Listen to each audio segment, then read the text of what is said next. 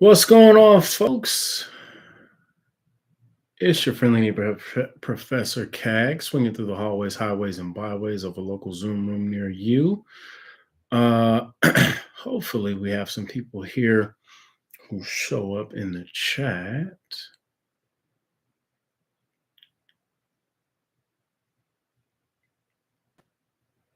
I need to clean off my camera screen. What's going on, Miss Chandra? How you doing? Hope all is well. Let me clean off my computer screen here for a second, or computer camera. Oh, hopefully that got it. Is that okay? I feel like that made it worse. Yikes. I'm doing good. I'm doing good. We're here early. Actually, we're here right on time. We're here right on time. What's going on, folks? What's going on? Okay. Strawberry Lychee, I see you. I don't know exactly who Strawberry Lychee is, but I see you though. What's going on, Tamika? How you doing? Hope all is well with y'all. Hope all is well. Hopefully, you know what? Let me. Oh, leche. Yes, yeah. I'm sorry. You know what?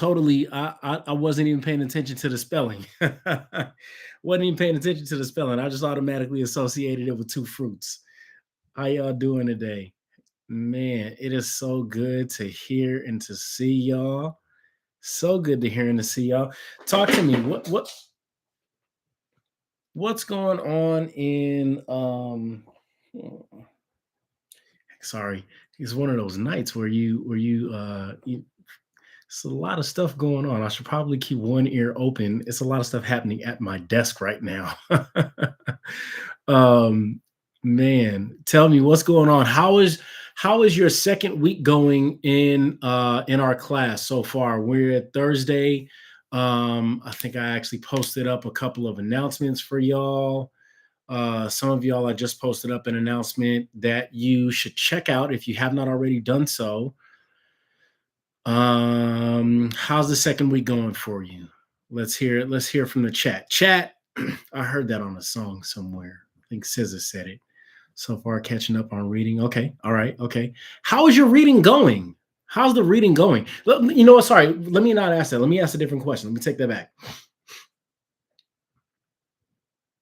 Chat, what's your strategy for reading? What's your strategy for reading? I'm gonna share you. If y'all share yours with me, I'm gonna share mine with you. I got a lot of books. I got a ton of books. I got too many books. I'm sitting up here, man. Heck, I'm surrounded by books.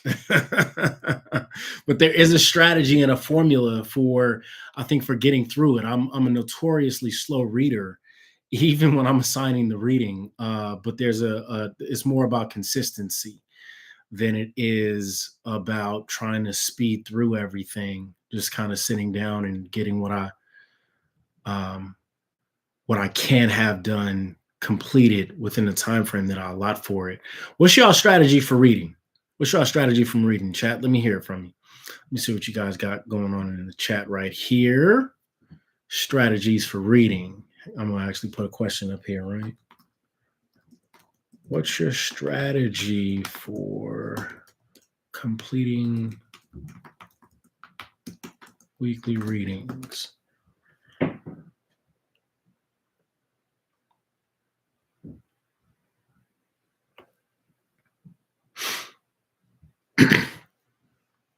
All right.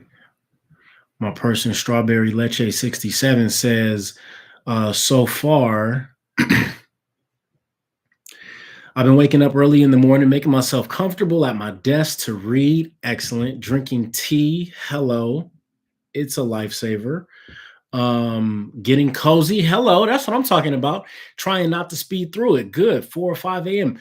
Hey, you know what? Listen, y'all, I'm not a morning person. Okay. I'm not a morning person.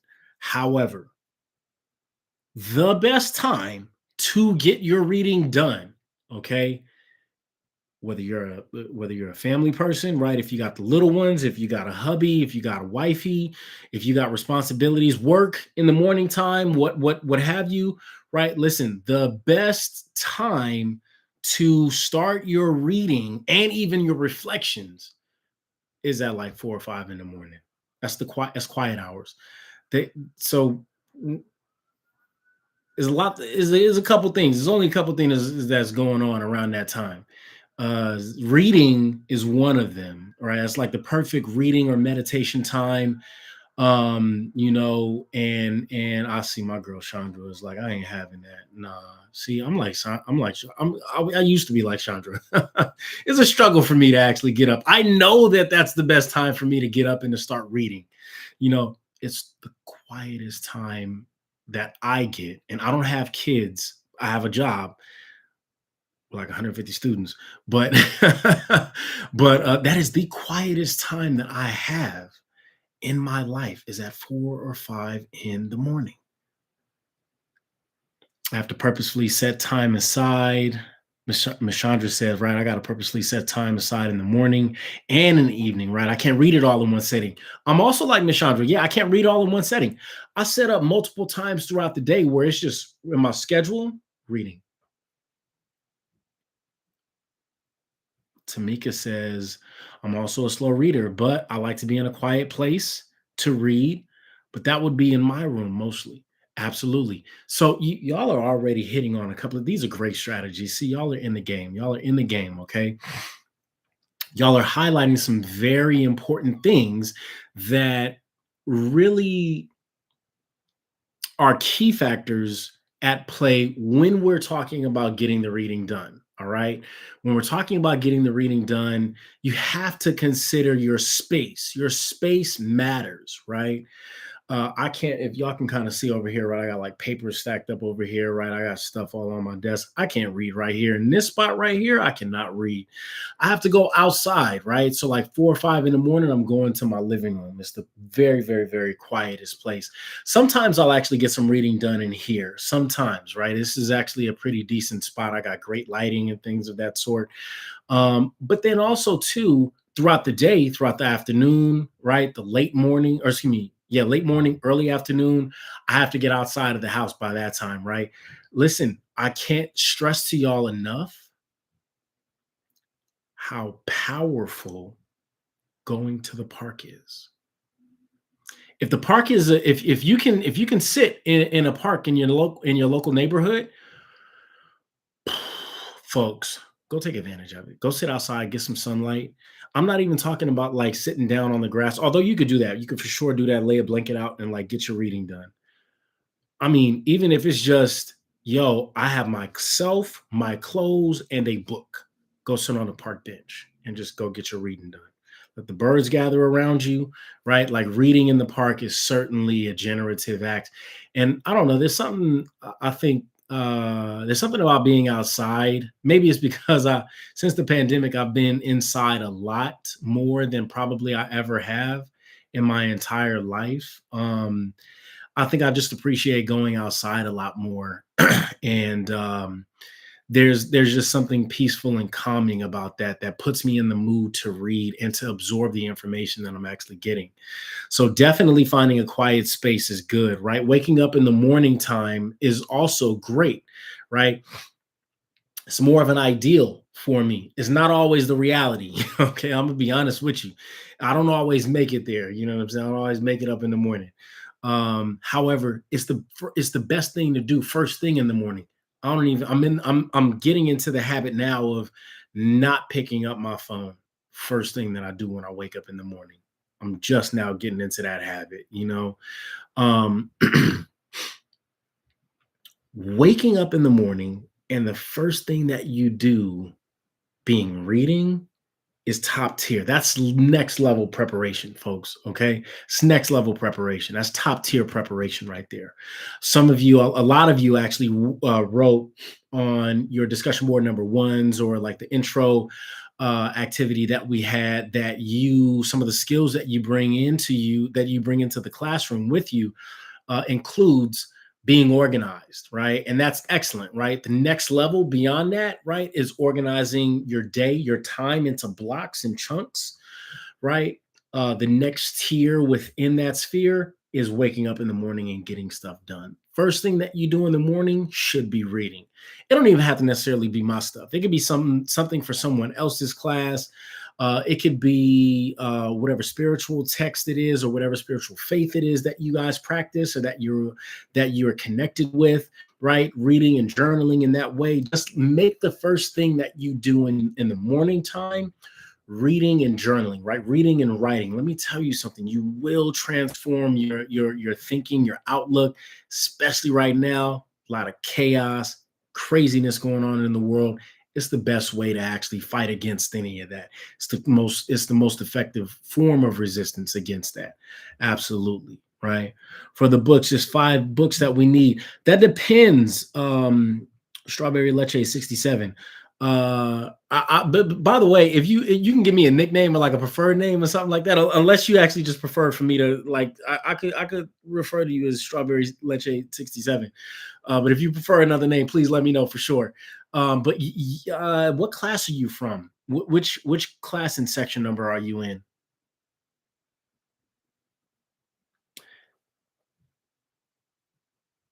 Edelina or Edeline? 226. Okay.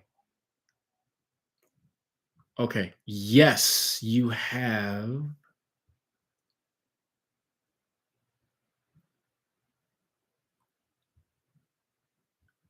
I'm just confirming right now.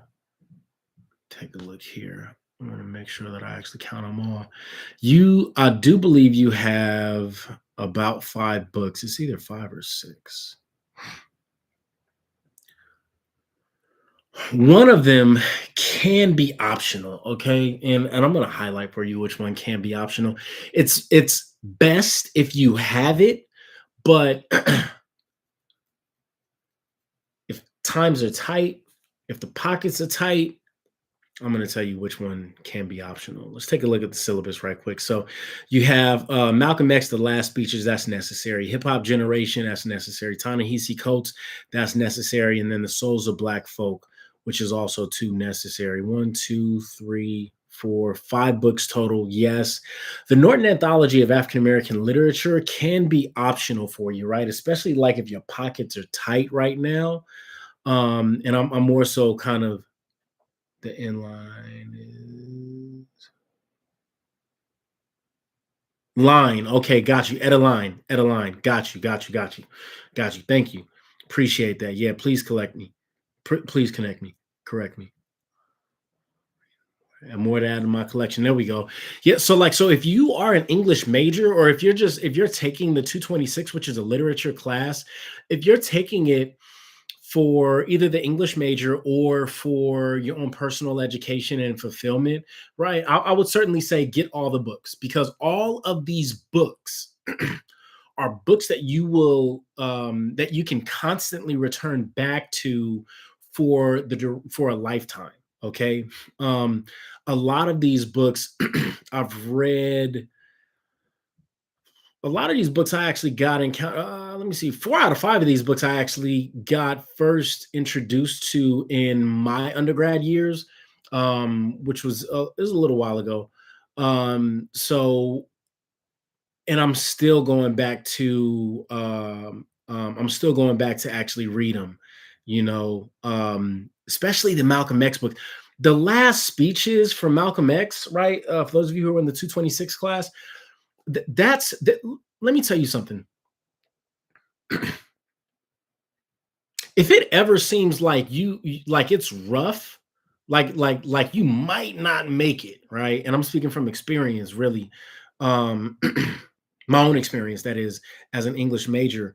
If it ever seems like you are not gonna make it, read Malcolm X's last speeches. Like, that's a book that I perennially return to, because Malcolm X, in that book, he outlines through he there's a collection of speeches, like a multitude of speeches. I want to say minimum 13, if I'm not mistaken, throughout that text. And Malcolm just has a way of outlining hope with a very grounded excuse me, in a very grounded and practical reality. Okay. Malcolm is looking, this is toward the last 2 to 3 years of his life. Um, and if you know anything about Malcolm X, the last 2 to 3 years of his life was perhaps maybe the most difficult periods in the most difficult period in his professional life ever, because he had stepped away from the Nation of Islam and he was effectively on his own. Okay. But there's just a message of hope that I find in Malcolm X's books, I mean, in his speeches, that is grounded in a practical sense of reality, is grounded in practical wisdom, or what the Greeks called phronesis, which is a major feature of, especially when we're looking at, like, take for example, I think we'll actually have a chance to look at some of these speeches once we get into this in the African American lit class. When we're looking at the rhetoric of Black nationalism, which is wholesale different from, I think, the way that that we in our today's time even conceptualize the very concept or the idea of nationalism. Malcolm's definition of nationalism, and really, when we're talking about Black nationalism as a part of the rhetorical, as a feature of the rhetorical tradition in the African American literary tradition, it's altogether different from the way that we popularly perceive that notion of nationalism to be. Oftentimes, when we think about nationalism in the global scale, we're thinking about dominance and supremacy, right, in terms of power, right?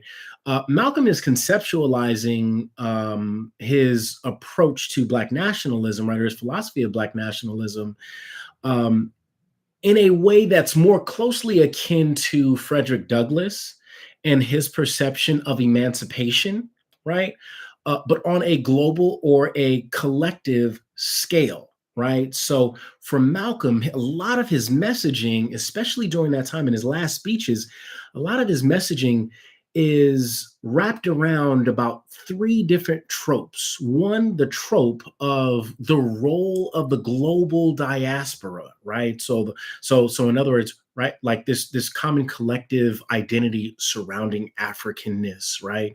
That's one trope. The second trope that Malcolm is also too pivoting off of in a lot of his last speeches refers to this notion of community, right, and solidarity on a global scale, right?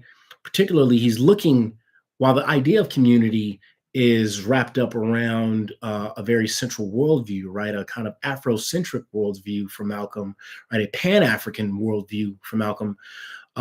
He's also looking at and thinking about, right, global solidarity with Africa, between Africa and the Americas, right? Now, for Malcolm, this here is quite important for us to conceptualize, right? Word to Bad Bunny. If anybody here saw the Benito Bowl, right, then you'll actually kind of get, you will have at least been exposed to a parallel of Malcolm's conception of the Americas. Like Bad Bunny, right? Malcolm's conception of the Americas extends beyond the United States, right? It actually includes Latin America. It includes Central America, right? So for Malcolm, it includes the Caribbeans too, as well, right? For Malcolm, the Americas refers to the length and breadth of the continent itself, not just the United States.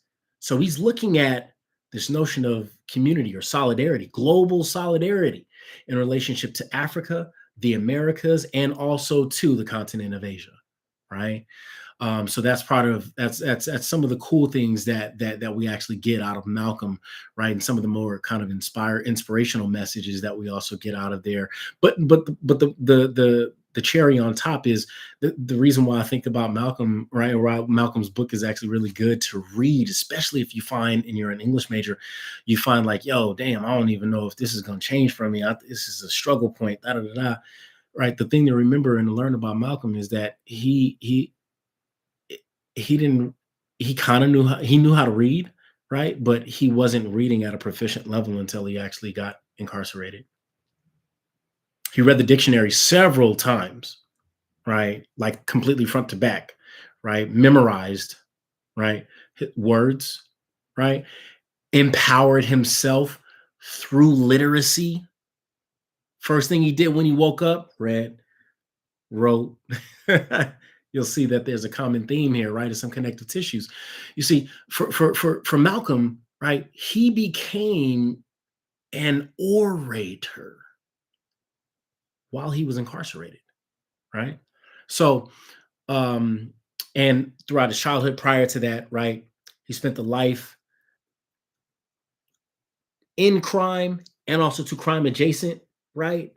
He also bounced around and was bounced around, right, from throughout the foster care system, from house to house, group homes, and things of that sort, as a result of his mother getting institutionalized, right, for I believe what they called it was a mental disorder, not all that different from hysteria. I'm not. Don't quote me on the diagnosis that they gave his mother. However, she was a woman who was legitimately dealing with grief as a result of her husband, right, and her partner, her companion, being brutally killed and murdered by the KKK, right, and so the state ripped her kids away from her and then institutionalized her in an insane asylum where Malcolm and his brothers and sisters were all too ping ponged around the Detroit foster care system, right? So here you got a brother who's actually coming from that kind of life, that kind of background, right? And who ended up making a transformation at different points throughout his life, but most especially pronounced while he was incarcerated, and then went on to write those things that you're reading. Okay.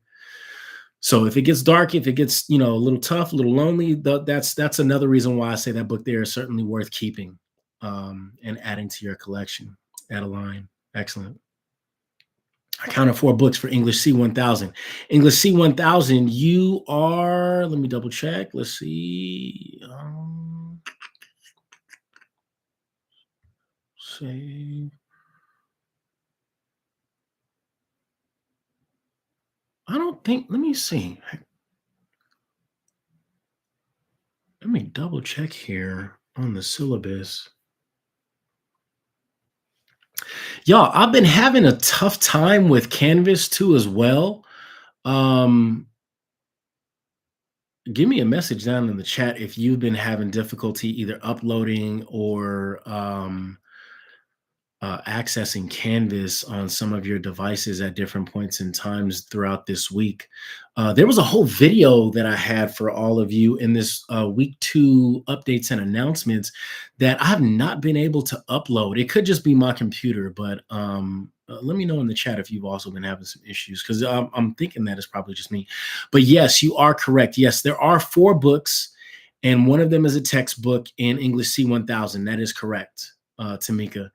However, 3 out of the 4, actually, really for you all in English C1000, all of those books all of those books there are actually free. Okay, meaning that I have a PDF copy. So if you don't mind having an electronic copy, you got those books there for free.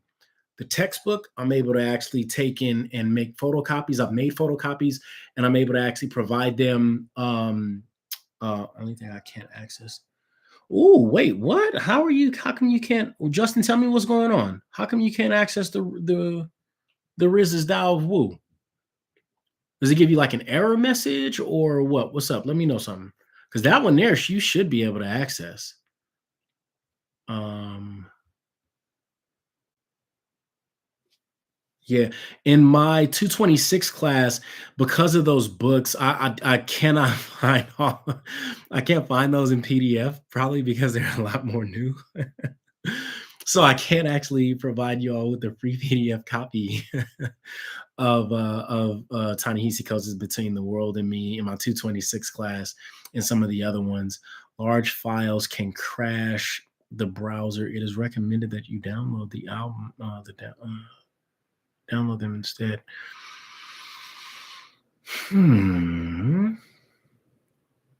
Justin, you sent me a message. When did you send me a message? Did you send it through Canvas, email, or Slack? Where'd you send it to? Because I don't remember seeing that one. Let me know. Let me know. I just checked it on my end on Canvas, and it did give me a warning message. I'll actually show you what it says. I'm going to share. Sent it through Canvas. Okay. Huh. Let me share my screen with you and show you what it looks like. Share this. Okay. Yeah, so you should be able to see this. Right. So this is so if you notice, right, it gives you a warning message, right? Does yours look like this, Justin?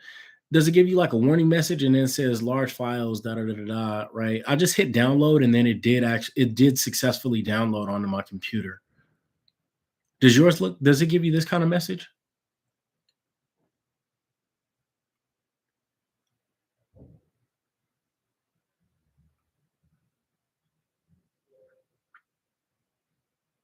Hmm. Yeah, that's not good. Okay. Yeah. Well, let me know if it try it this just try it again. See if it gives you another message, okay? Because that's thing if worst comes to worst, what I'll do is I'll just upload it to Google Drive and then make it available. I'll send you a link to the file on Google Drive so we could just kind of work our way around it that way. All right. Yeah.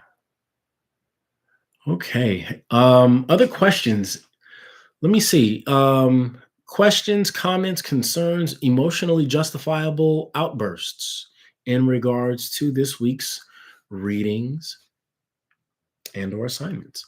I'm going to actually go through a couple of classes right quick.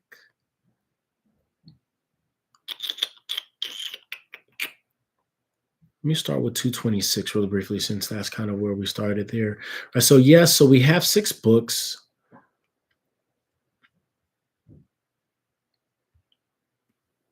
Last week,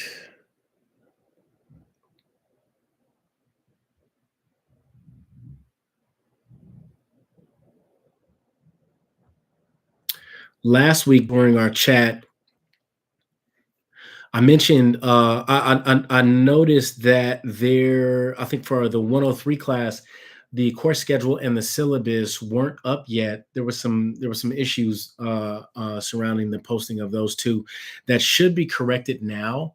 I'm gonna just kind of highlight right here for 226 the syllabus. Just want to make sure that everybody has access to it. I know some of you already do, but this is what it should look like. It should include all the important information and things like that that you should have in regards to the basic course information, especially how to get connected to our class text messaging app, which is Slack. Okay. Let me take a look over here, walk on the wild side. We're going to transition over to the modules really quick and take a look at week 2. This is what I'm just going to walk you all through some of the key details, right, of week 2. So I'm going to start here with course documents. So for course documents, course schedule, last post in there. We're on week 2. This is exactly, we're going over the topic this week. It's called Critical Approaches to African American Literature. And I'm going to kind of dovetail into some of that in just a little bit. But this week, we should actually be reading Phyllis Wheatley's On Being Brought from Africa to the Americas, and also to Olude Equiano's The Interesting Life of Olude Equiano, or Gustav Vasa's, which both of which, these are two very powerful um, um, authors in the African American rhetorical tradition, primarily because these are two of the earliest writers who have, while they were in bondage, learned how to read, right? So part of the I think part of the assumption is oftentimes that slaves no slave knew how to no person who was enslaved knew how to read, right? And that's a fair assumption to actually have.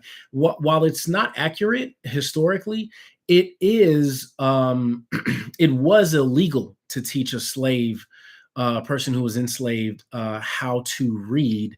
And in fact, what there's nothing on the screen. Oh no, there's nothing on the screen. Uh-oh. Oh, that sucks. Hold up. Wait. Oh, it's back? You can see it? Wait, what do you see? You see syllabus course documents? Okay. Okay. All right. Good. Looks like it just came back. Okay. Okay. Cool. Okay. Cool. Great. So, remember this here is for the 226 class. Um, I'm just going over a couple of things here. So if you click right here on the AFAM Lit course schedule, and this is also a good heads up to all of my classes. Listen, I can't stress to you enough how important it is for all of you to stay organized. And one of the key tools to be organized in this class is to print out the course schedule for I have one up for each and every one of my classes, whether you're in the C1000 class, C1001, or even the 226. Uh, Print this out because it will give you the map of the course of what's due in terms of the readings, what topics we're going to cover, and then what assignments are due throughout the entire semester. Okay. This here is one of the ways that you can not only stay organized, but also how you can plan ahead. Okay. So definitely print that out. I'm going to scroll down some. Let me actually close up some of these windows here. So last week, right during course module one, we completed the student info sheet, the pre-writing assessment discussion board number one, and then the student lingo workshops, right, which I'm still actually giving y'all some responses back to right now. It looks like I have a pretty good submission rate here. Not everybody has submitted, and I hope I hope that you all are. If you have not submitted, I hope that you all are gonna be submitting very soon, because by tomorrow I should actually be finished grading these. Um,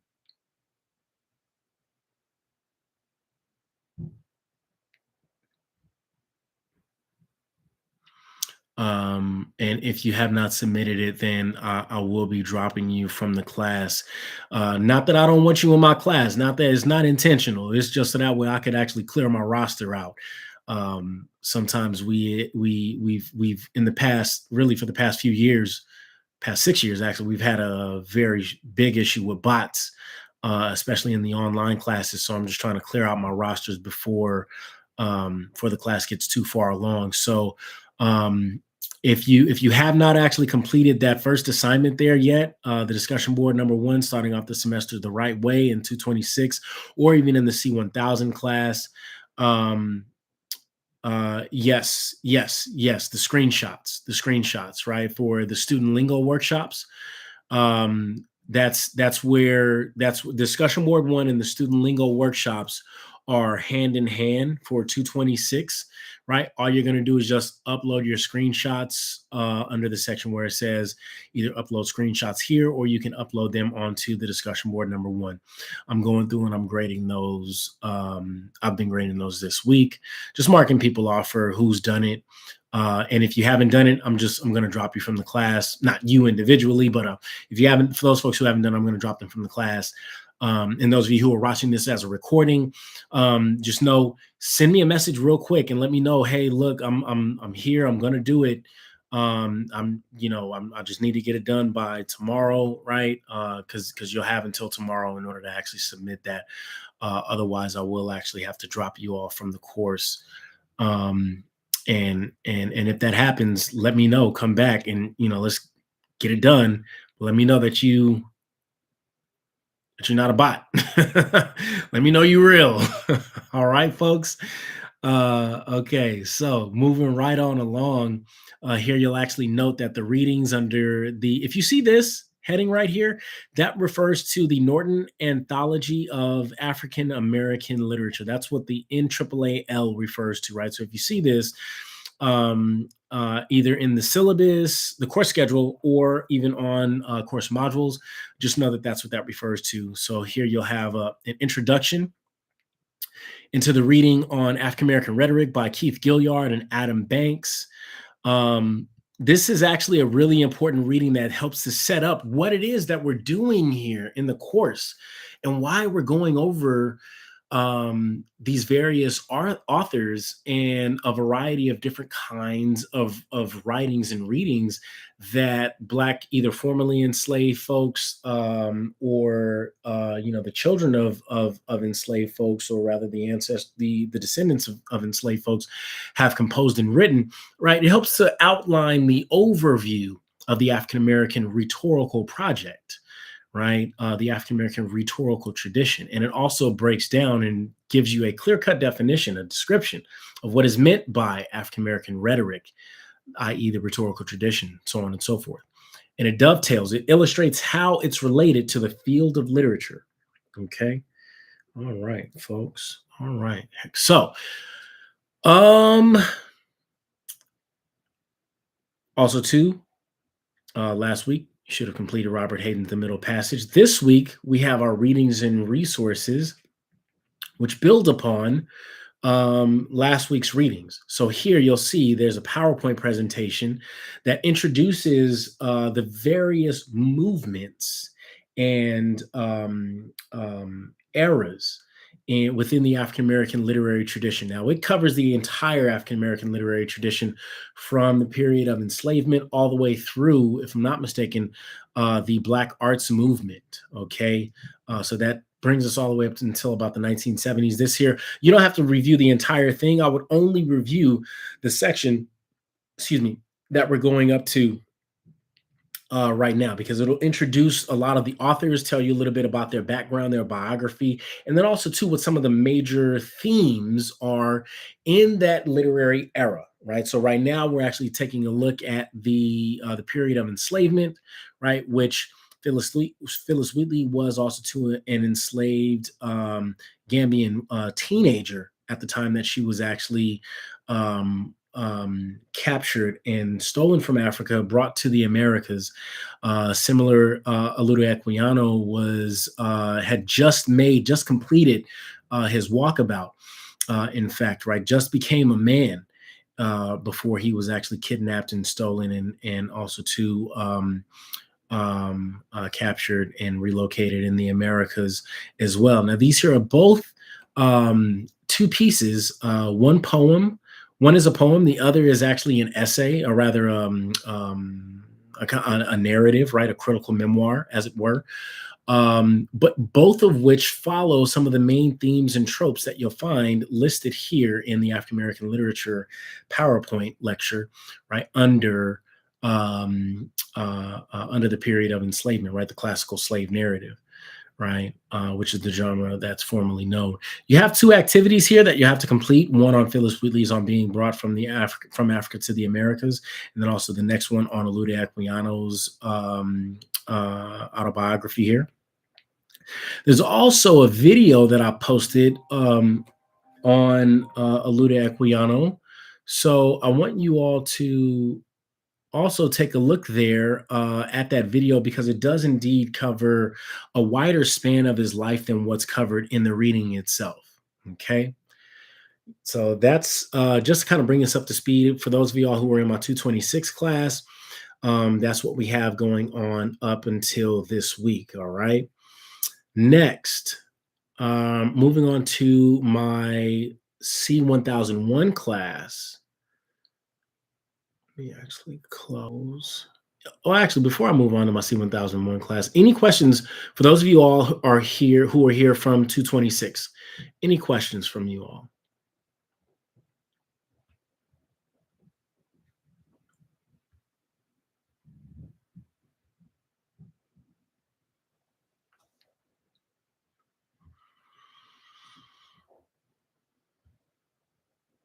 Okay, cool. So if indeed there are any questions that may pop up throughout the length, perfect, excellent, good.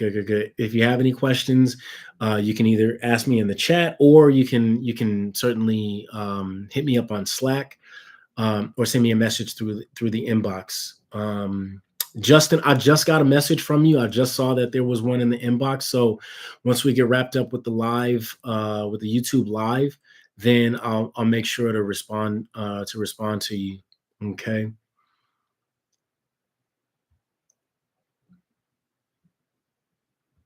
All right. So shifting over to C1000 class.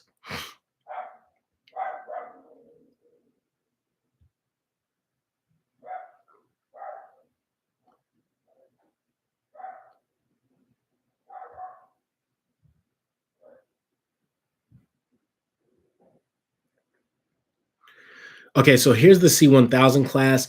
I'm starting off here at the syllabus. So this um, is how it should look. It should look like this. Looks like I have a few students who've actually viewed it already, but of course, you'll see the link to the office hours appointment.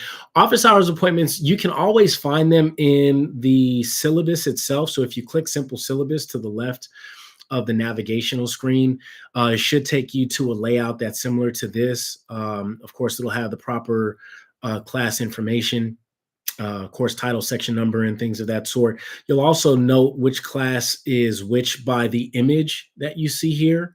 Okay. And you should actually see a link to the office hours appointment. If you can't find it there, then you can certainly find it in my weekly updates, on which are under announcements that actually get emailed out to you all.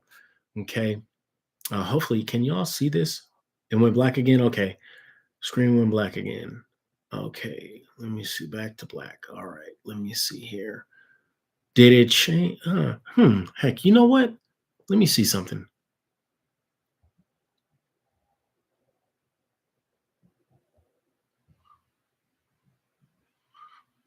How about now? Is it black now?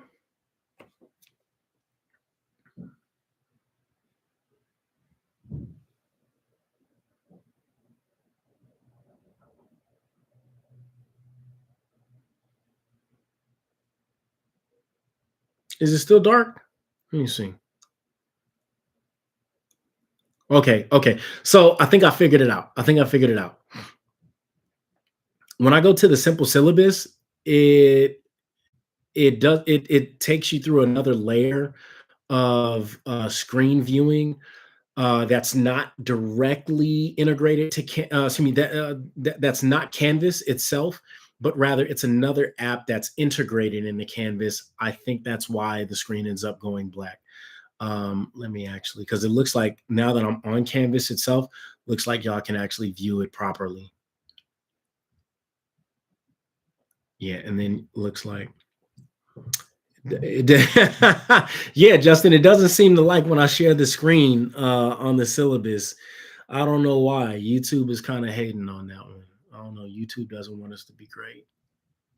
Let me see here. That's 226. Okay, I'm gonna move that over. Let's go here. Okay. All right. So let me see now. We're in 1001 student view. So similar to the 226 class, um, if you click on modules, you click on course documents, or you open up the course documents window, it should allow you to go all the way down to the last post, where you should see a course schedule, spring 26. It says English 103, old habits die hard. That's what we used to call English C1001. But I'll see if I can actually rename it. But just know that's our class course schedule. Okay, it is indeed for English C1001. It's just a mistake on my end. Old dogs and tricks, um, kind of thing. I'll see if I can actually rename it once I get off of here, but it should look something like this. Once you click it, it should actually take you to an accurate course schedule, no matter what it is that the course title is. Where the college, really all colleges throughout the entire community college system, this year are making the transition to renumbering all of their courses, so that way there's a common numbering across whatever, no matter which campus you go to. So if you want to take an advanced writing and composition class, then let's say that you take it at Cerritos, but you don't pass. It's not going to be anybody in here. You don't pass, but you got to go take it over at El Camino. It's going to still be the same course number over at El Camino as it is at Cerritos or Rio Hondo or Cypress or wherever. Okay, so that's kind of that's what this here is all about. So please excuse me. I'm going to try to actually update that and rename it on Canvas if it'll allow me to do that. But focusing in on the course schedule here. So we are in week 2. We should begin this week with the topic of Where are you from? Right? Reflections on our home communities. And oftentimes, really, the big idea behind the big idea behind this particular topic for this week is a bit tongue in cheek here, and a bit revelatory for. It actually says a little bit more about me, who I am, and where I come from, than it says about who you are. That's a very famous phrase. Um, uh, um, that I grew up with as a kid in Los Angeles.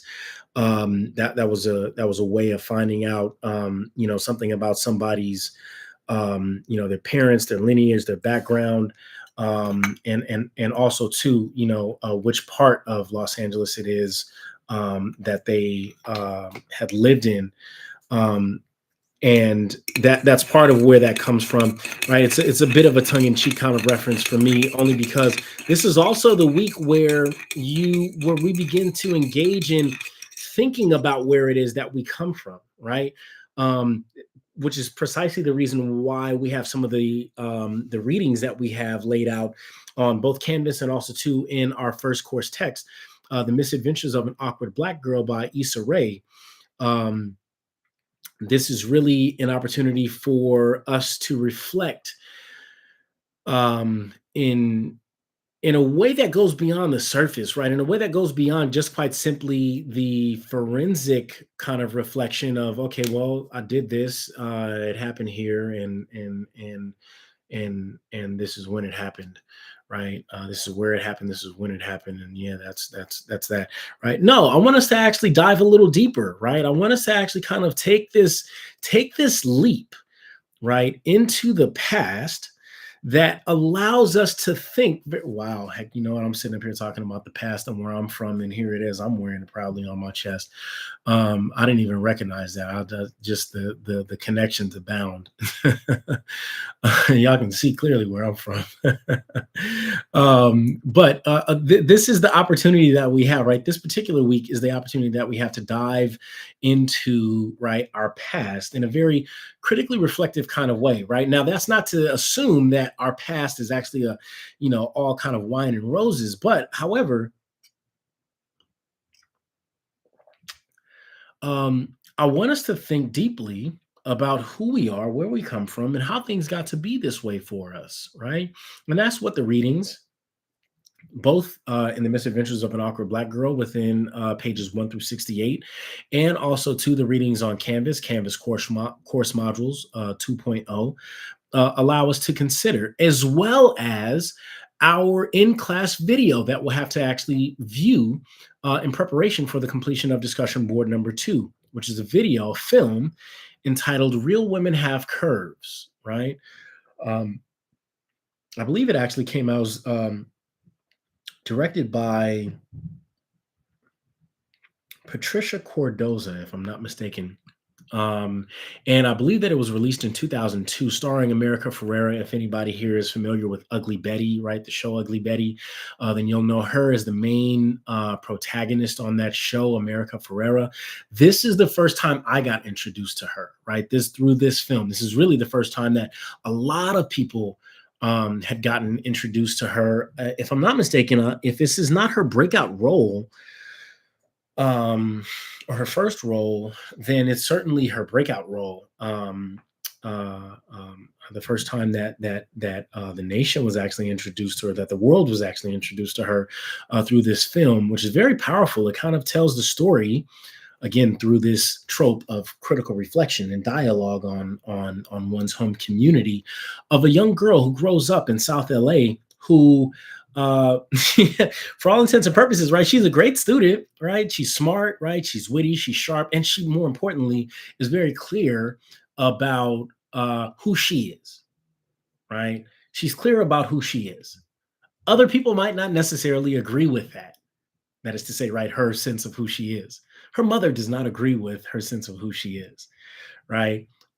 Sometimes her sister does not agree with who she, how she sees herself, right, and how she's kind of rooted herself, right, in terms of her identity, right. Um, but she's clear about it.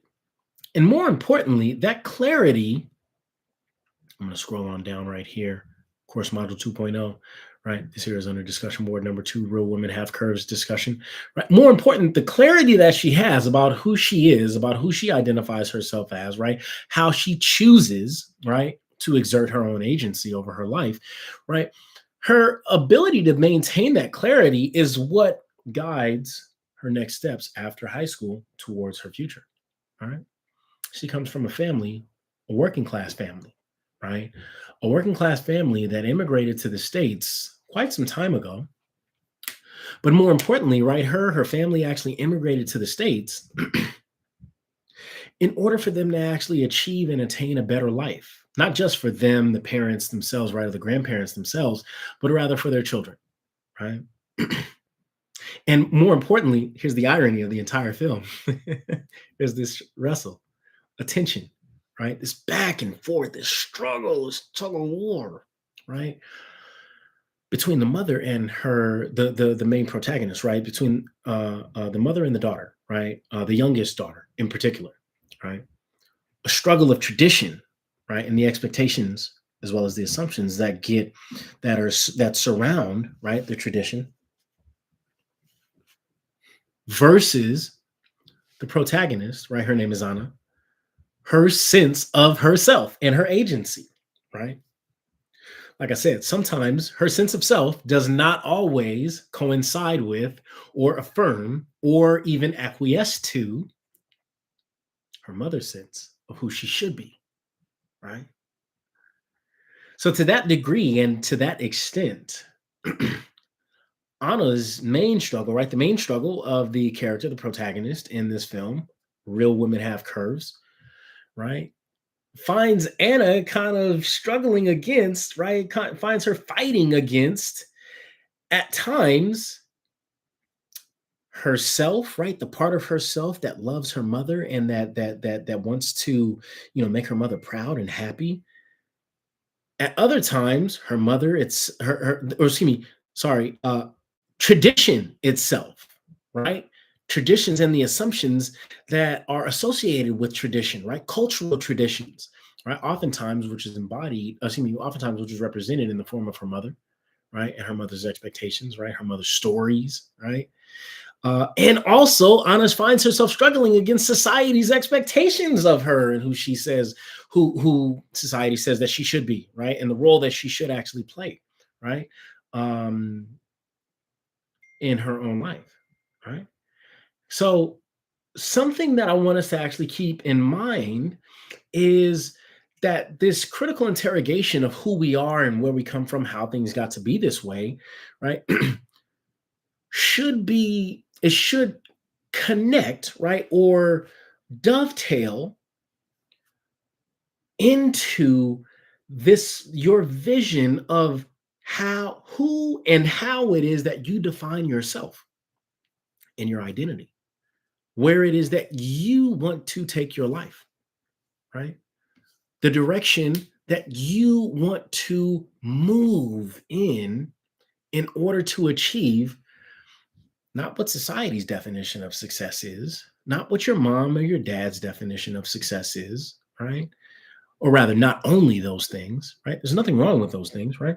But just not relegated or only or strictly limited to those definitions, right?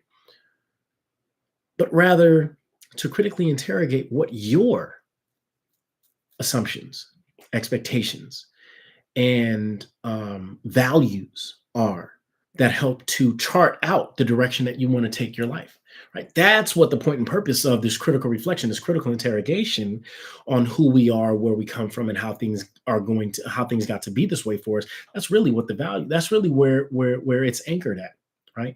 In discovering for yourself, right? Or at least getting clear if you've already discovered it, who you are, and also to how you define yourself, right? Where you want to actually take your life, right? For some of you, you might not even have thought that far ahead on down the line. That's okay. That's precisely what this week here is for, and what these texts are most effective in helping you to do. These texts, right? reading through the narrative in the life of Issa Rae, right? And the misadventures of an awkward Black girl. These texts, right? The in-class video, right? That tells the story of Anna, right?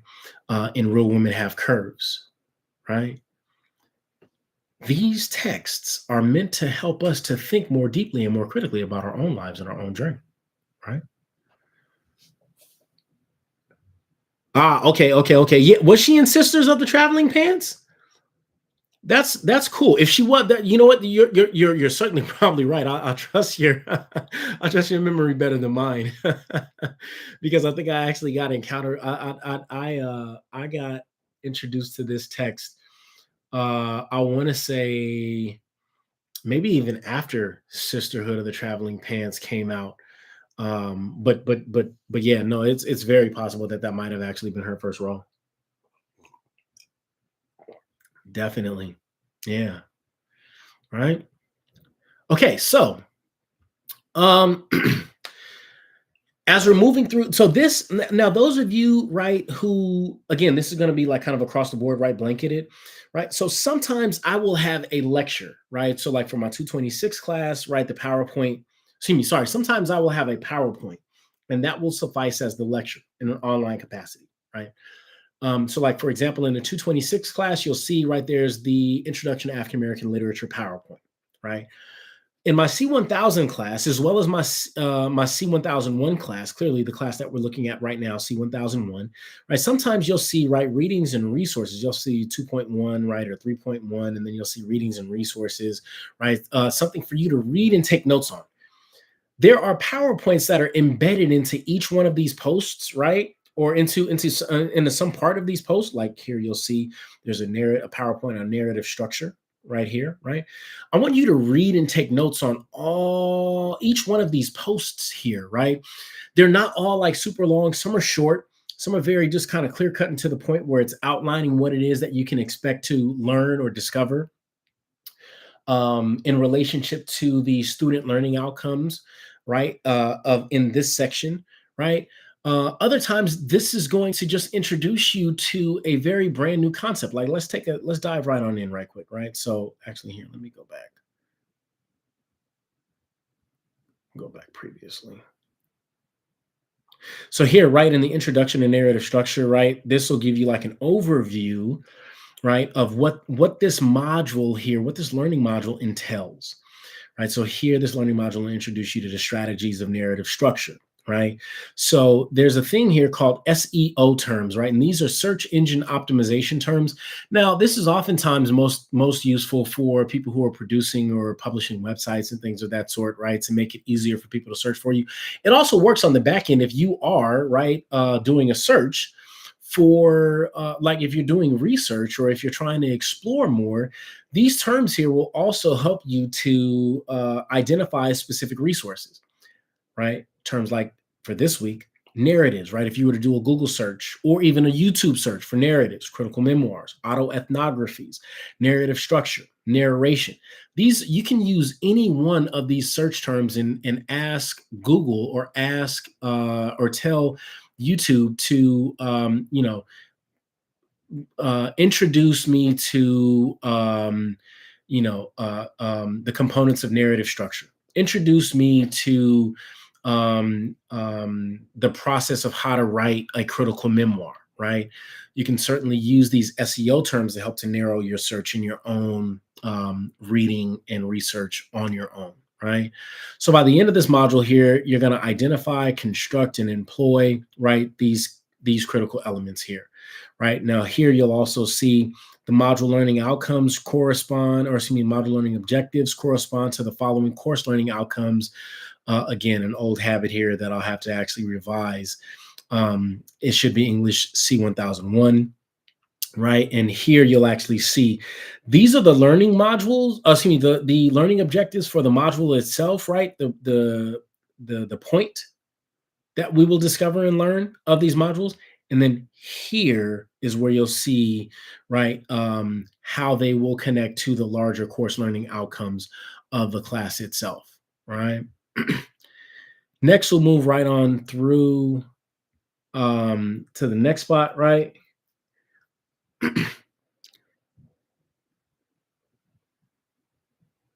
Tamika, I don't understand your question. If you can, just rephrase that for me. You said that would be narrative point of view. I think I missed it when you dropped that. I couldn't see exactly what you might have been referring to.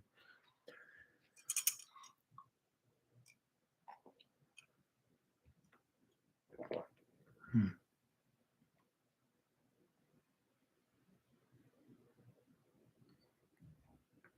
I'll wait for Tamika to actually respond back to that. Um, so while I'm waiting here, I'm just going to kind of just highlight and just kind of move through very briefly um, the this particular module right on narration. So here, right, as you're again, like I said, not all of these modules here are actually like super long and things like that, right? I don't. Sometimes there's certain modules that we have that are longer than others, right? For the majority of the time, I really try to make an effort to condense a lot of information, chunk it up, and make it readable. Right. I try to enhance the readability of a lot of the information. And so what you'll find here are embedded files, right? So here, right, you'll see what is narration. So what do we mean when we're talking about this as a concept, this concept of narration?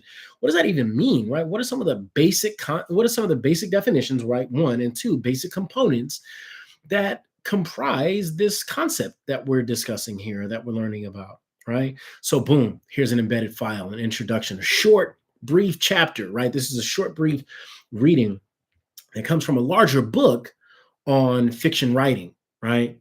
That you can actually find in that you can actually find all along this post here, right? I'll see you, Tamika. Is that narrative point of view? Is that what I'm talking? No, no, no, no, no, no, no. So I'm not talking about narrative point of view. I'm talking about narrative, right? So narratives and narration, right? So narration is the act of composition, right? The act of composing, right? A narrative. A narrative refers to a slice of life, right? Or a personal story that an individual has experienced that's retold and oftentimes restated, sometimes in a condensed way, but oftentimes in a way that highlights what happened and what was said, right? So that's the broad umbrella concept, right? It's a concept that I'm talking about, that I'm referring to. Narrative point of view is a technique within that larger umbrella, right? It's one of the components. As I was mentioning earlier about, like, what are the components of narratives and narrative writing? You're going to find narrative point of view is one of the five key concepts, or one of the five key components of narrative structure in this reading. That this reading here actually discusses. That's a good question right there, Tamika. Hopefully that provides some clarity there, right? Next, as we begin to move on,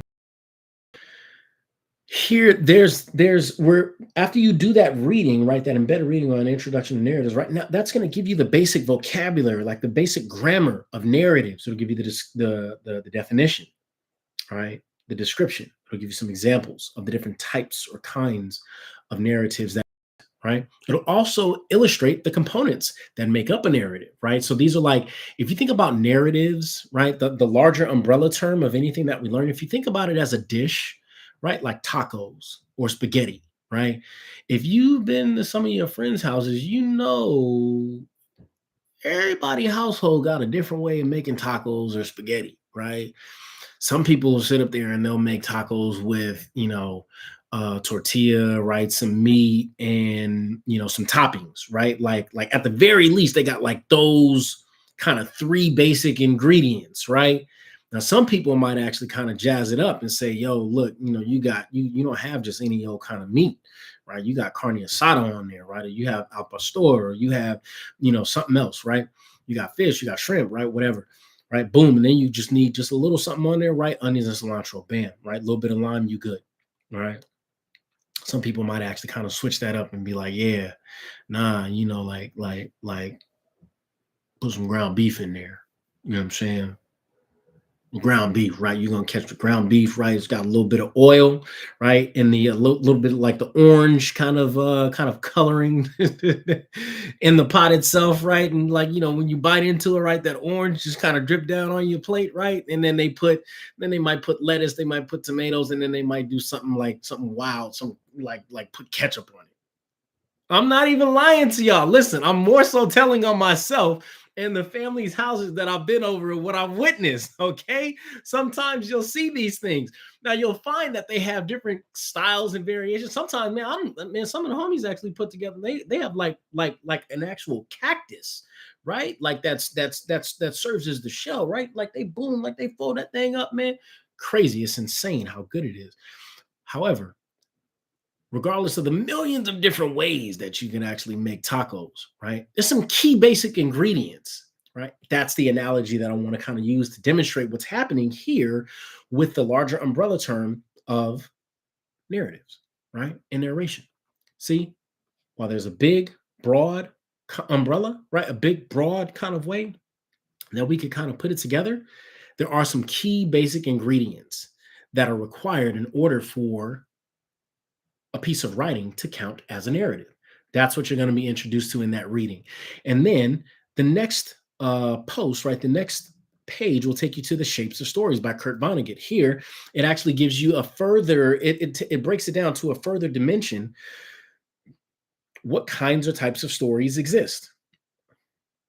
There's some links that exist here, right, to a few different additional articles. Again, right, you'll see that there's some embedded articles. These are further readings for you all to actually kind of develop and to stretch your understanding, right? And then down here at the bottom, I have some notes for you to keep, right? Especially as you're reading through either this article and also to the short reading on by Kurt Vonnegut, right?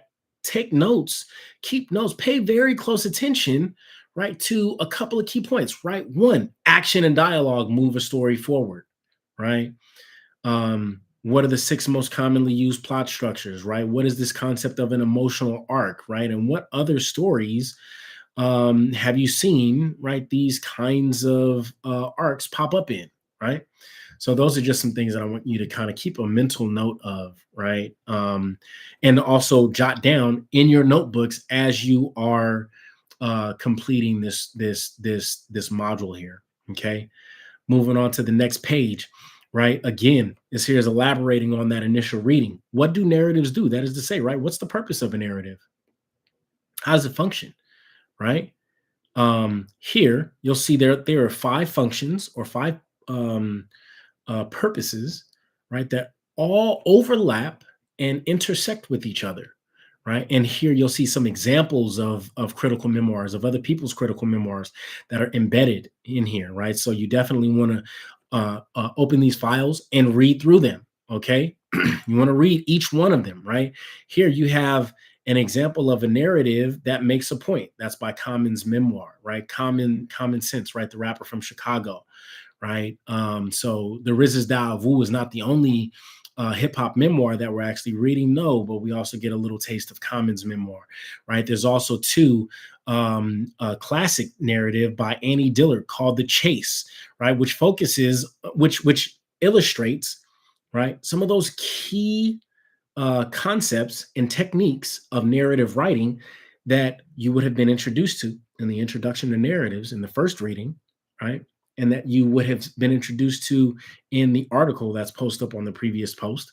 Right? You'll start to see, I want you to look for how you read well in my class is by looking for the connections to other readings that we've done, right?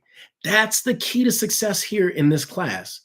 Side note, that's the key to success in every class. Don't tell anybody that I told you. That's the secret between me and you. If you look for the connections, right, between what it is that you're reading in within the class itself, right? So something that was actually mentioned in the early part of the semester, if you're in the middle of the semester, right, and you're able to make connections to what you learned earlier, that's a key marker of critical understanding, critical awareness, right? Your ability to make connections.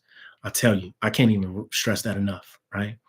So each one of these particular readings is an example of the kind of purpose of a narrative, right? It's the dominant purpose of it, right? So Common's memoir is very good at demonstrating the point. So you got to read through the essay, read through that first chapter there in order to see, well, what's the point here, right? Annie Dillard's The Chase is really, really good at telling a sequence of events in a particular kind of order by focusing on action and dialogue, right?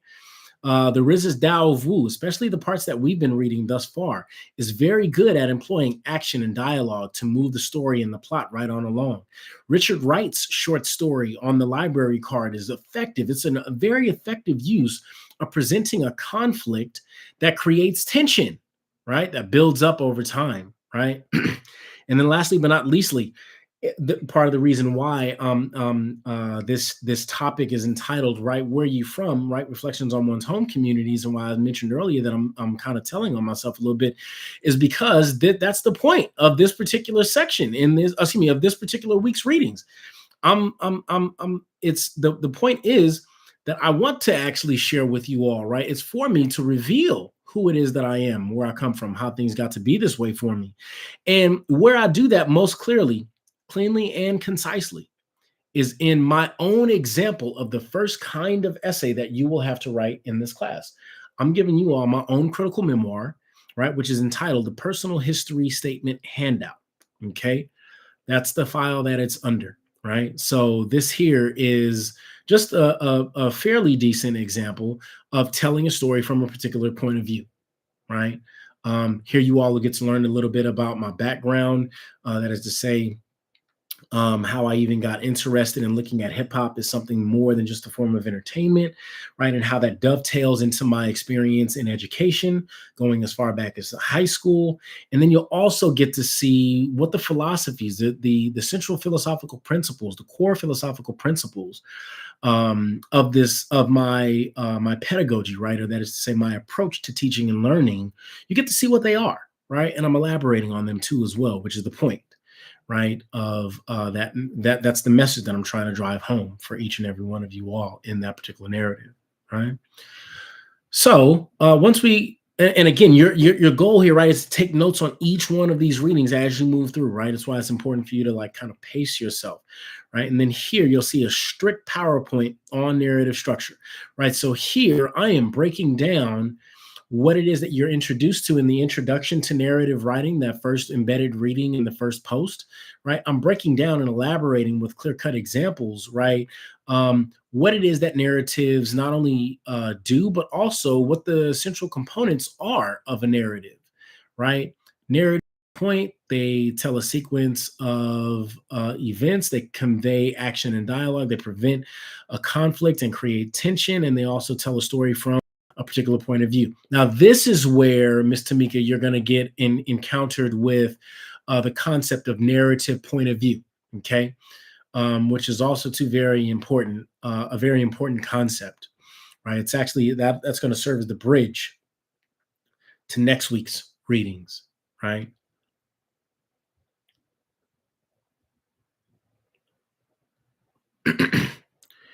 Lastly, but not leastly, we have some more examples, right, on of narratives, right? Again, the personal history statement, the common memoir, and then here's just an actual example, right? So these two, if you've already read them from the previous slides, you don't have to go back and reread them. But I would start here, right? Personal statement sample. You could see someone's UC personal statement, right? Which also, ironically enough, does the same work and it provides the same features as those that we see in a critical memoir, right? And then I've just kind of switched it up a little bit and put an interview where here we have this is Mark Lamont Hill. He's actually Dr. Mark Lamont Hill. He's actually a scholar, a cultural studies scholar at Temple University, or I think back in the day he was actually at Temple. And now he's at Teachers College at Columbia University, and he's also teaching in the educational department, or excuse me, he was teaching in the Department of Education at at Columbia. This is just a really great interview that tells a very uncommon story of a professor, of a scholar, an uncommon story that very many of us probably have never heard of, right? Like when we think about like a professor and a scholar, we think that they come from some particular kind of background, and that is certainly not this man's experience, right? He spent some time on the streets. He was homeless.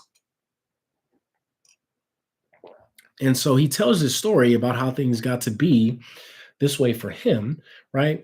Scholar at Temple, right? Author of multiple books, right? Activist, organizer, right? Also, too, business owner. Um, he tells his story about how things got to be this way for him. And again, what I want for you to look for are those things, those features and elements that you took notes on from the PowerPoint, from the readings, right? I want you to look for connections. That should be the thing that you all should be searching very intentionally for as you go through and you read every single text that we have here in this class. How does this relate to the concepts that we learned, especially the structural concepts that we learned? How do I see examples of those structural concepts in these texts, right? Hopefully that makes some sense for y'all, right? Because then that actually concludes the lecture portion of the modules, right?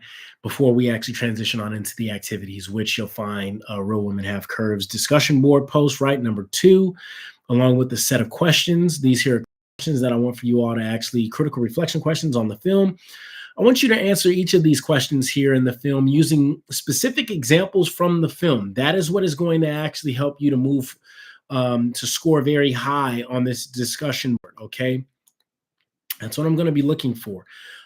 People who are using specific examples of from the film itself in order to fully respond and answer these questions. I do not want your first thought off the top of your head. I want specific examples that demonstrate that you've actually watched this film.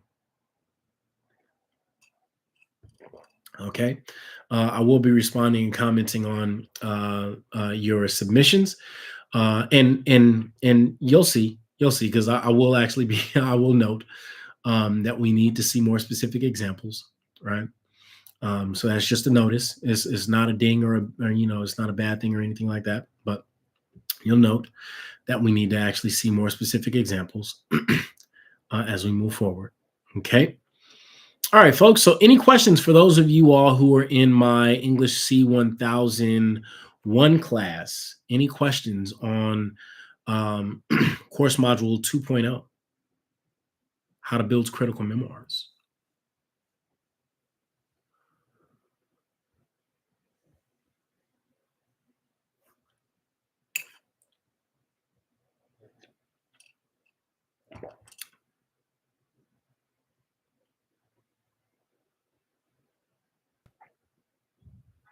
Any questions there? I'm not seeing anything in the chat. Okay. All right. Well,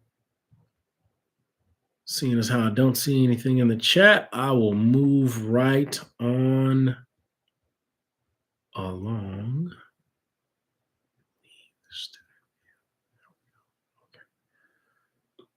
This over here.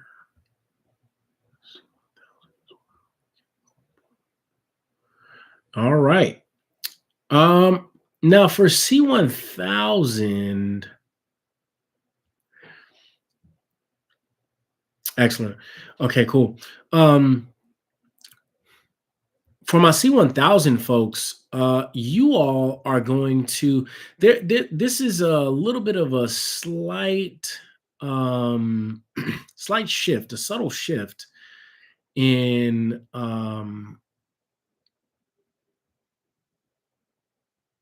the course modules here. Okay, so you all are going to be introduced to something slightly different, right? Tamika, what class and section number are you in? Are you in C1000, Miss Tamika? Because if you are, then that actually explains why you would ask that question about narrative point of view.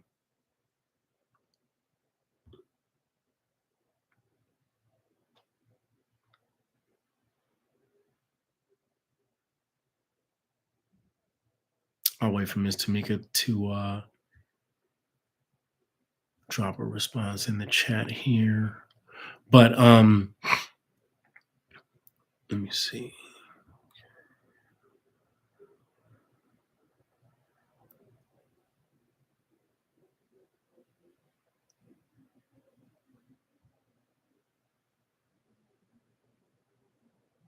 I'm so sorry.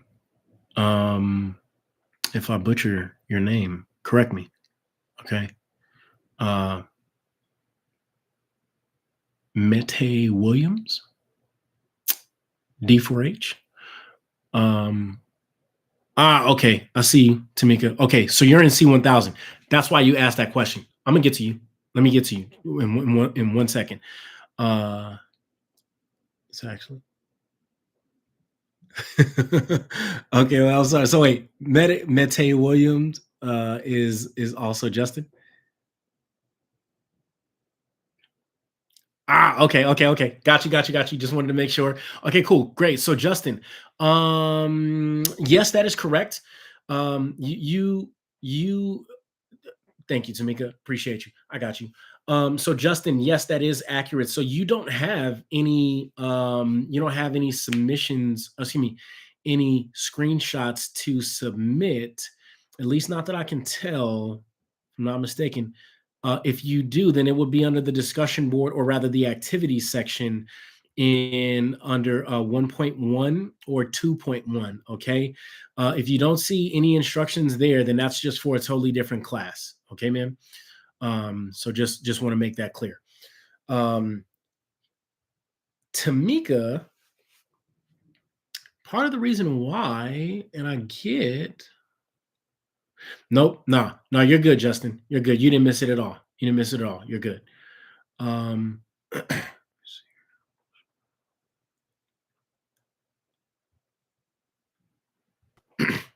okay. So oops, let me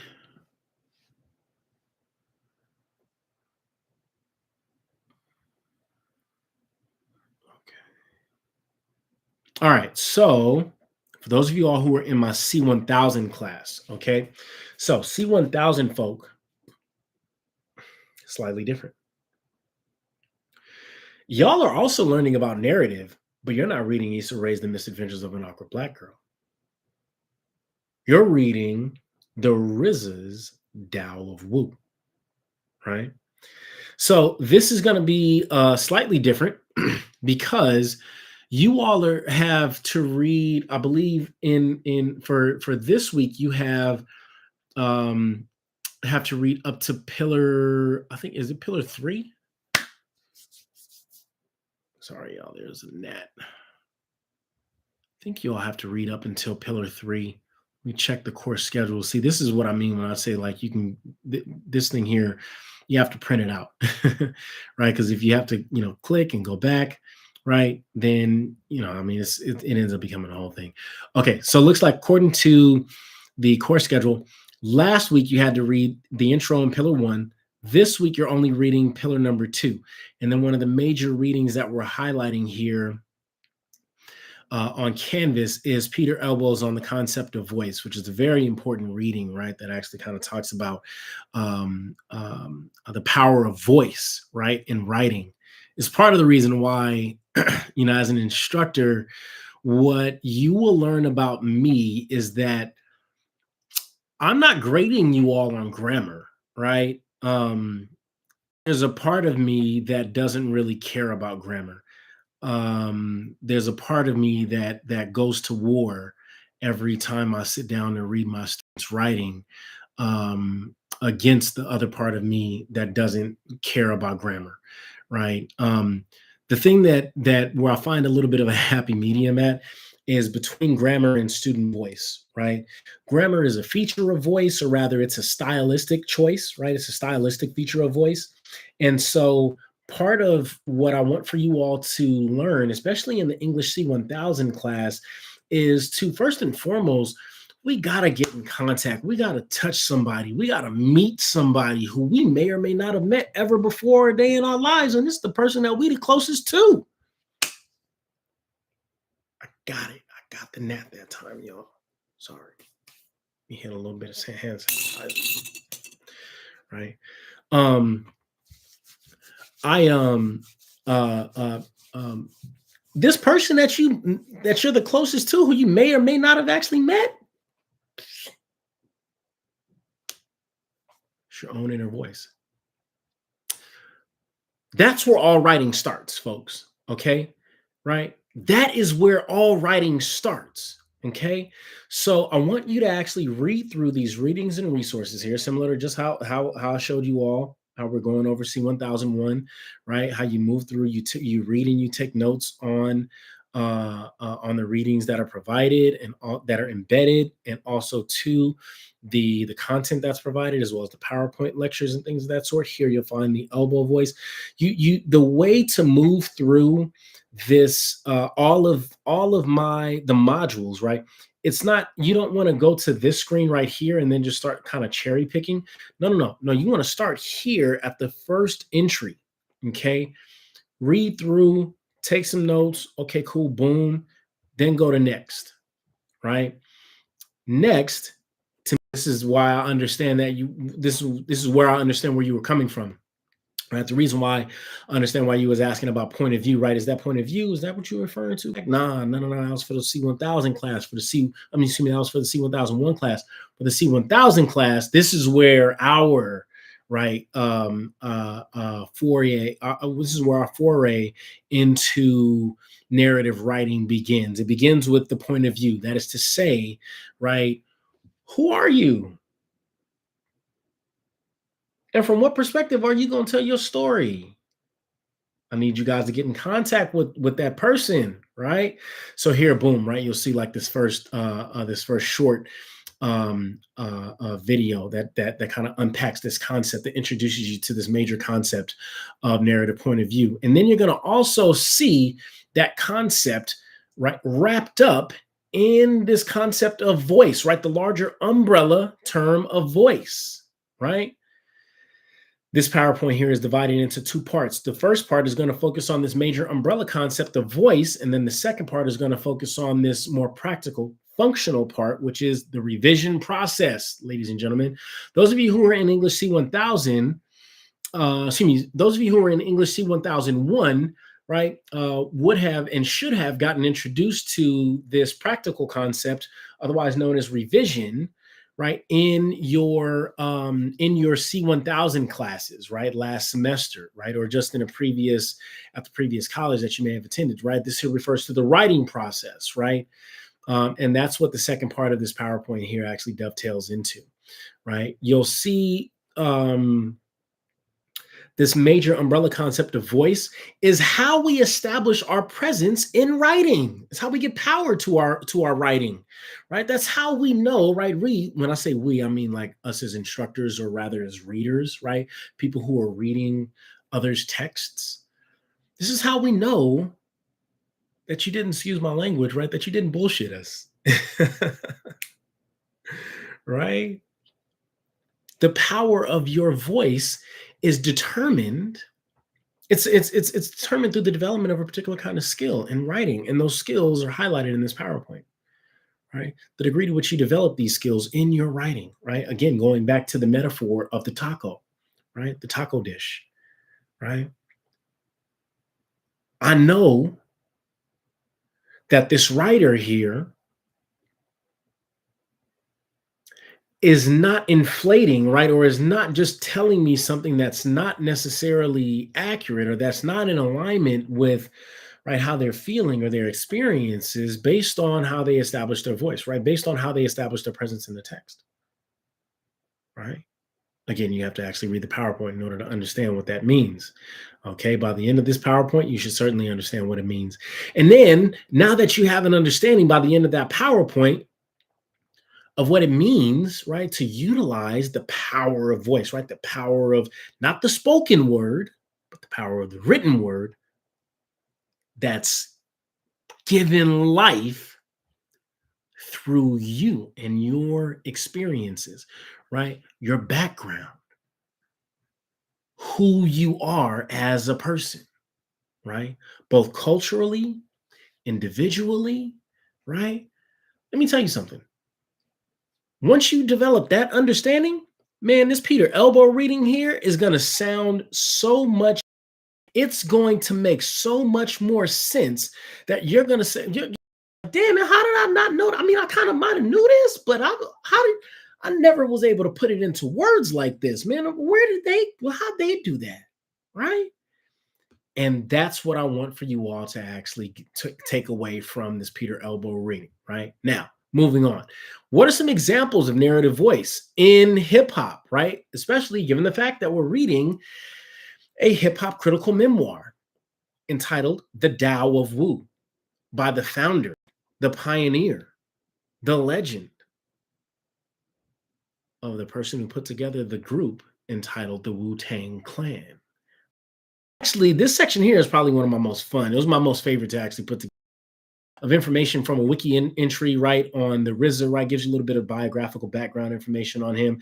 Then there's also, too, a short video clip of an interview where he's explaining to Funkmaster Flex, who's a legendary DJ within the hip hop community, right, pioneer voice jockey within the community of hip hop, stretching all the way back to the late 80s, early 90s, right, where he's going over the origins of the Wu-Tang Clan in ways that'll also, too, come to resonate with those of you who've read through Pillar Number 2. What'll also resonate with those of you who've read and completed Pillar Number 2 is this video here where the RZA is breaking down the 12 jewels of life. Again, you have to have already read the RZA's Tao of Wu, Pillar Number 2, in order to understand it. Listen, let me tell you something. The 12 jewels, okay, are what we would call the basics, the bare foundation of the worldview for those people who identify as members of the hip hop community. Right.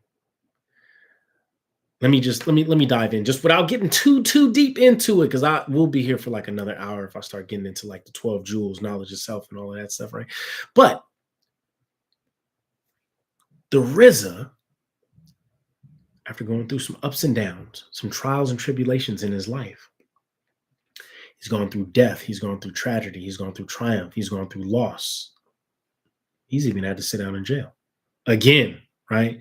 Going back to this notion, this trope, right, of being incarcerated, right, locked up and making a discovery, a self-discovery. The RZA, after having gone through ping pong through life, gets introduced to a guiding set of principles, beliefs, and values for how he can weave and wind his way around the obstacles and trappings that he opens up the book with, right? In his critical reflection on where he grew up, right? In the projects, right? Brownsville, okay? Where the projects is a science experiment, a lesson in government, economics, politics, all wrapped up in one. Y'all, see, some of y'all didn't read this book. Some of y'all don't even know what I'm talking about right now. Y'all didn't read, right? I'm not just picking this up off the top of my head. This is legitimately what he's saying in the text itself, folks. Man, y'all got to get hip to the RZA. Here, he introduces how he got in, he sets up how he got introduced into, how he got introduced to a set of guiding principles, otherwise known as the 12 jewels, right, of life. Knowledge, wisdom, understanding, freedom, justice, equality, food, clothing, shelter, love, peace, and happiness, right? When the RZA first got introduced to that, oh my gosh, man, it blew his mind. That man sat up there and changed his whole life. He was living a life of crime. And I'm not trying to be diminutive of him when I say that he was living a life of crime, right? I mean, you know, he was a criminal, and he was smart, right? Not but, right? And right alongside of him being a criminal, he was smart. He made some poor choices. Not all smart people make great choices. Once he got introduced to the 12 jewels, he began to actually make different choices, right? Once he had some guidance and some vision on himself, right? When I say vision, right, I mean like once he had a vision of himself, right? Once he had a vision, a deeper understanding of who he is and who he could be, and then also too, how that vision and version of himself can operate, maneuver, and navigate through the world, right? He understood what his place was in the world. Oh my gosh. Changed his whole life. Changed his whole life. So y'all gotta actually, for all y'all who are in my C1000 class, man, y'all gotta check this interview here out, right? It's not gonna substitute, right? There's not gonna be a substitute for the reading the chapter, right? Pillar number 2 in the book, right? This is certainly gonna go right alongside of it, right? They're meant to be read and viewed hand in hand, right? Man, y'all gotta feel the RZA, right? Yes, exactly. Iconic, right? Iconic. All right. So now, as we move into the next section, so now once you complete that, then you'll move on into the activities where you have to complete a pre-writing assessment. And again, this here is just a pre-writing assessment to help to let me know what skills and techniques in terms of writing it is that you struggle with the most, and which ones it is that are kind of sort of your strengths, right? Or that you feel more comfortable with, that you have a more positive view and association with. So that's why it's important for you to complete that survey there. And if anybody's having trouble accessing the survey, please let me know.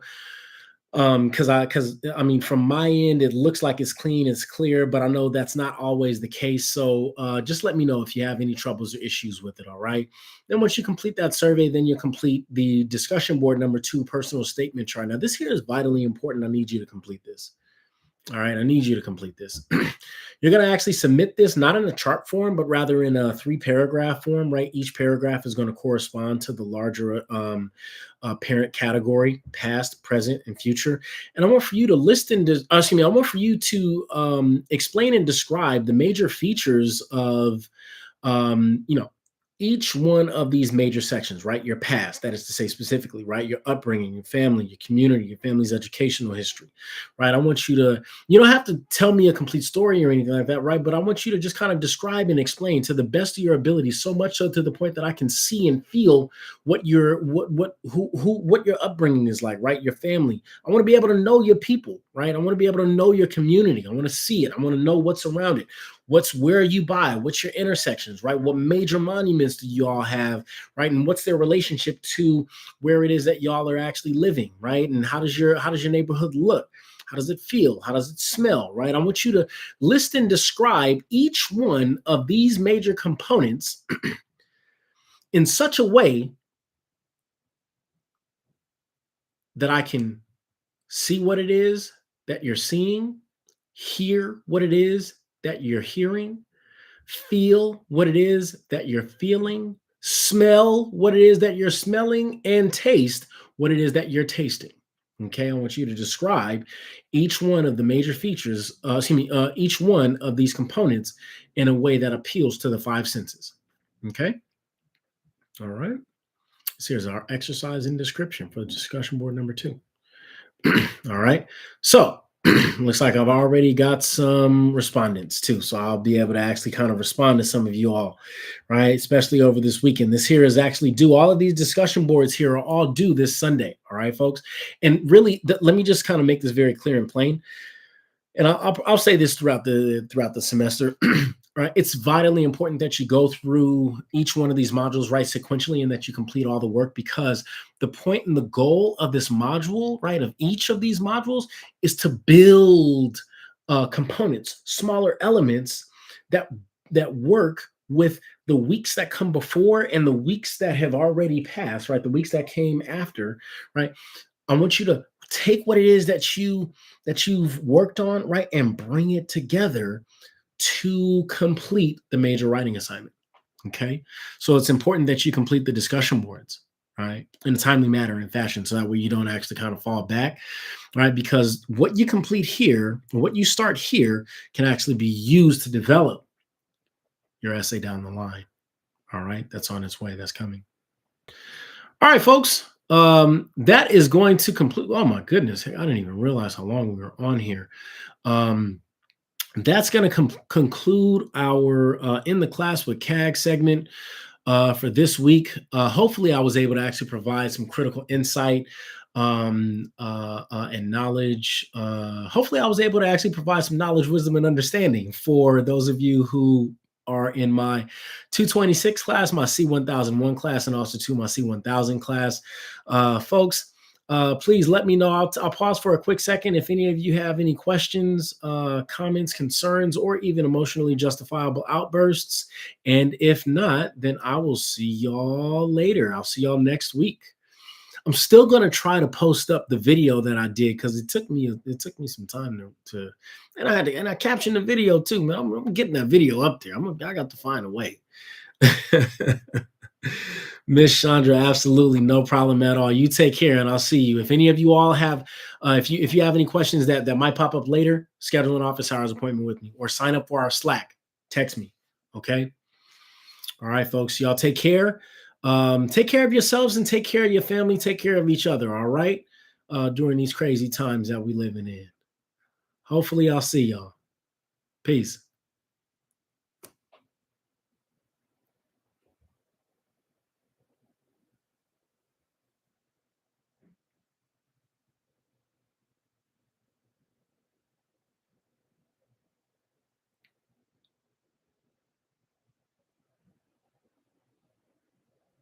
It don't look like we have any questions. All right. Okay, Justin, take care. I'm gonna see you. Have a good one. All right, folks. So if there's no questions, I'm gonna log on off.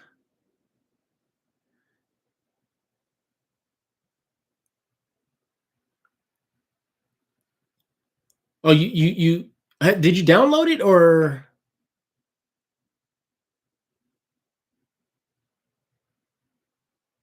it wouldn't download for you, Justin?